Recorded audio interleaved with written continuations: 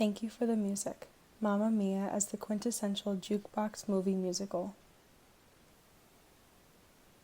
My research bridges the gap between musicology, dramaturgy, and film studies, with Mamma Mia serving as the foundation of this analysis. Here is an outline of what I will cover in this presentation. First, I will define what a jukebox musical is and explore the history of the subgenre. From there, I will introduce the band ABBA and their music, which was used to create the hit theatrical production and movie Mamma Mia.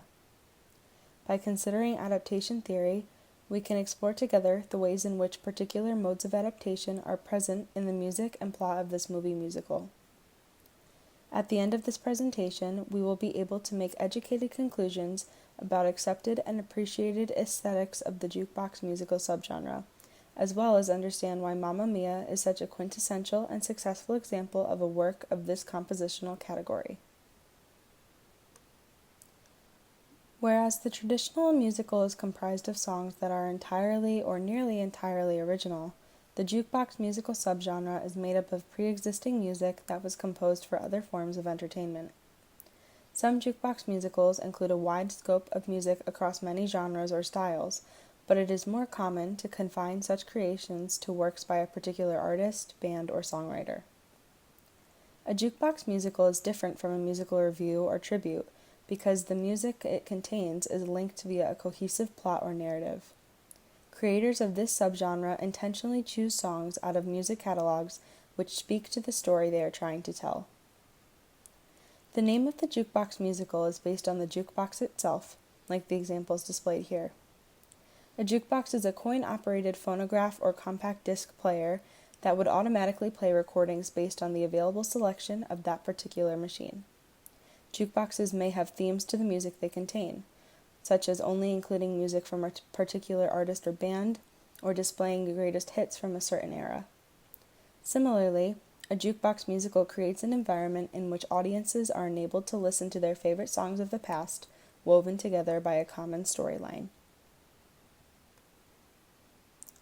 The first recognized jukebox musical is The Beggar's Opera, which premiered in 1728.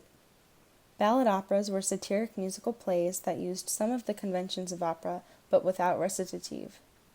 The Beggar's Opera made fun of Italian opera, which was becoming more popular in London at the time. The story satirized politics, poverty, and injustice, focusing on the theme of corruption at all levels of society. Instead of the grand music and themes of opera, The Beggar's Opera used familiar tunes and characters that were ordinary people. Librettist John Gay utilized popular melodies of the day and changed the lyrics to fit the plot of his show. He took songs from wherever he could find them. 41 of the 69 arias of this opera were broadside ballads of the time. The other tunes were borrowed from contemporary composers, including George Frederick Handel, but only the most recognizable of his melodies. All in all, audiences could hum along with the music and identify with the characters they saw on stage. The method of borrowing from other artists has continued throughout the next almost 300 years since this work originated. However, this subgenre has become increasingly popular within the last 60 years, blurring the line between concerts, films, and theater. The jukebox musical Mamma Mia is based on the music by Swedish pop group ABBA.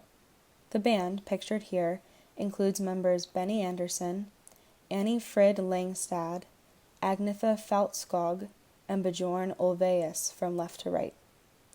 During their active years, Benny and Anna Frid were married to one another, as were Agnetha and Bjorn. However, their personal lives suffered as the group gained more popularity, which eventually resulted in the collapse of both marriages. The band name is an acronym of the first letters of the first names. ABBA's stardom began in 1974 when the group won first place in the Eurovision Song Contest for their song Waterloo. After this triumph, Waterloo was number 1 on the charts all over Europe, even reaching the top 10 chart in the United States. Riding the wave of this success, ABBA firmly established themselves as one of the most popular groups in the world. The band continued to release new music, which quickly and consistently topped charts around the world for nearly 10 years. During this decade, ABBA recorded and published 8 studio albums. Additionally, handfuls of singles were published and later grouped together in compilation albums. Unfortunately, the energy of the band diminished near the end of the 10-year high, due in part because of the divorces of both couples. ABBA decided to take an official break in 1982. Over the course of the next 30-plus years, fans around the globe continued to appreciate their music. Even though the band wasn't active, their songs and albums were revived and won them numerous awards. During this dormant period, Mamma Mia, the stage musical and movie musical, were created in 1999 and 2008, respectively. It was only very recently, in the late 2010s, that ABBA reunited. They have celebrated major anniversaries for their most successful singles and albums, such as the 40th anniversary of their Voulez-Vous album in 2019. The band just released in November of 2021 a brand new album entitled Voyage. It is set to tour in 2022, featuring digital 3D avatars of the band as it looked back in the 1970s. Mamma Mia bridges the gap between ABBA fans, music aficionados, and musical theater goers as one of the most successful attempts to create a narrative around an existing catalog of songs. While some jukebox musicals focus their storyline on the artists and bands whose music was being used, Mamma Mia has a completely unique fictional storyline that was not based on the lives of the members of ABBA. Mamma Mia tells the whimsical story of bride-to-be Sophie Sheridan on her search to find her real birth father in time for her upcoming wedding. Centered at her mother's quirky hotel, Villa Donna, on a small Greek island, audiences watch the characters' various adventures in the pursuit of love, friendship, and family. Some of ABBA's greatest hits, such as Dancing Queen, Super Trooper, Voulez-Vous, and of course the title track Mamma Mia, are given a new life through the star-studded cast's performance of these classics. The new recordings from the movie actively reform and reconstruct popular memory, helping the audience see the recent past in a fresh and positive light. Members of the all-woman leadership team prioritized the storyline in the creation of this movie musical. Director Philidia Lloyd and playwright Katherine Johnson worked with Benny and Bjorn of ABBA for the initial production to keep focus on the narrative. ABBA graciously amended some of the lyrics to fit the script and wrote additional instrumental music for underscoring, tactics which are common but not the norm for jukebox musicals. To be able to best understand why Mamma Mia is such a critical success and representative of the jukebox musical genre, let's bring adaptation theory into our analysis. The word adaptation has many meanings and applications, most of which allude to the process of changing to suit an alternative purpose, function, or environment. In its most basic form, an adaptation is a modification or adjustment to make something more suitable for something else. For the purposes of our studies, a definition of adaptation that is more applicable for varying types of media is an altered or amended version of a text, musical composition, etc., especially filming, broadcasting, or production of the stage from a novel or similar literary source. The very nature of the jukebox musical is based on adaptation. Pre-existing music that was created with a particular intention or purpose, namely entertainment and profit for musicians, is reimagined as part of a new work. Instead of songs appearing on an album, musical numbers are established in a greater compilation of a stage or movie musical. The responsibility of songs in a jukebox musical is different than those of an integrated musical, in which original music is composed for the production.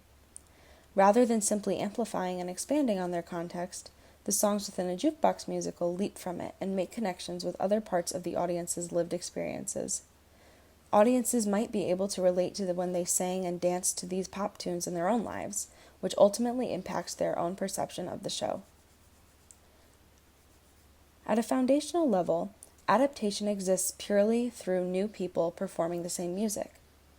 In the case of Mamma Mia, the cast performs covers of the original songs instead of the original members of ABBA singing. Though the performers stay fairly true to the originals, there is of course some room for creative liberty. The advancement of technology and instruments in the years between the recordings of the original and adapted songs is a major contributor to variations in the sound as well. Let's listen to an example of this in the title track Mamma Mia. This song was released as a single in 1975. Mamma mia, here I go again. My, how can I resist you? Mamma mia, does it show again? My, just how much I missed you. There's something broken heart.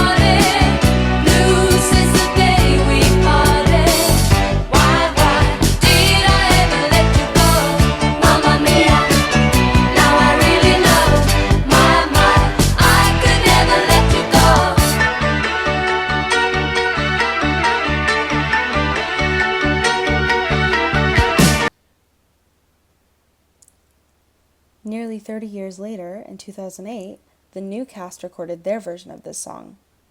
Does the introduction of a larger narrative beyond the scope of this individual piece change your understanding or perception of the song on its own? Whoa, Mamma Mia, here I go again. My, how can I resist ya? Mamma Mia, does it show again? My, just how much I missed ya.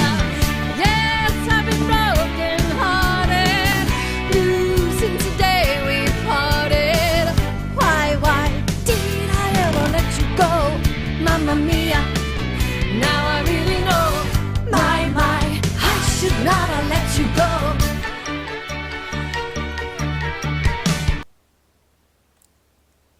One of the leading experts on adaptation theory is American film scholar Thomas Leitch. In his book, Leitch creates a comprehensive categorization of different methods of adaptations that appear in film. While his modes of adaptation are designed in reference to traditional film studies, I believe these categories are applicable and transferable to analyzing the adaptation that occurs in the jukebox musical subgenre. The following is just examples and is no way comprehensive of what he wrote. One mode of adaptation that is present in Mamma Mia is adjustment.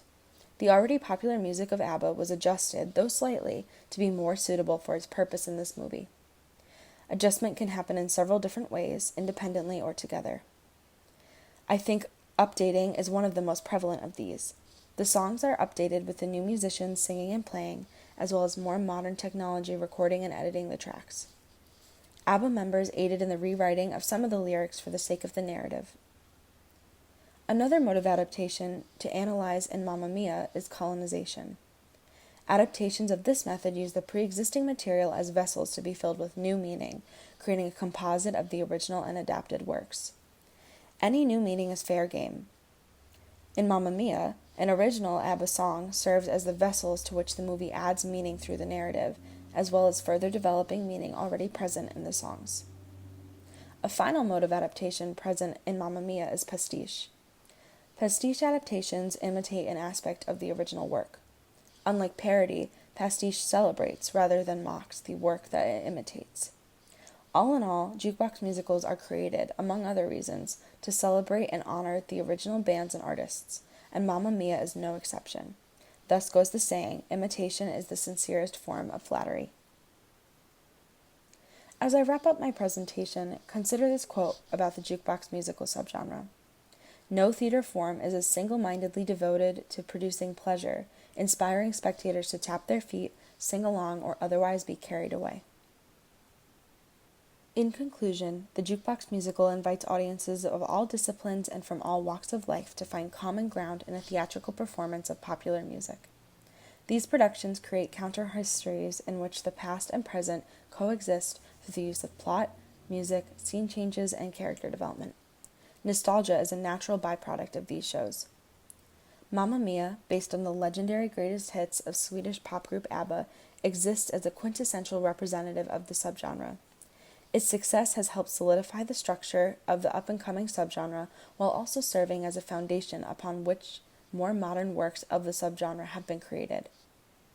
Identifying specific modes of adaptation that are used in Mamma Mia help us to better understand accepted and appreciated aesthetics of the show and within the subgenre as a whole. Thank you.